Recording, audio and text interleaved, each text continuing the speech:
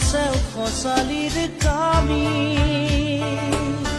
চাৰিজন মানুহে কান্ধত তুলি নিব চাৰিজন মানুহে কান্ধত তুলি নিব নৈৰ ঘাটলে বুলি মোৰ মনাই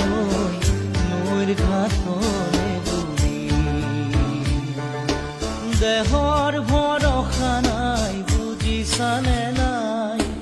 দেহৰ ভৰসা নাই বুজিছানে নাই আজি হাঁহি আছো ক'বতো নোৱাৰো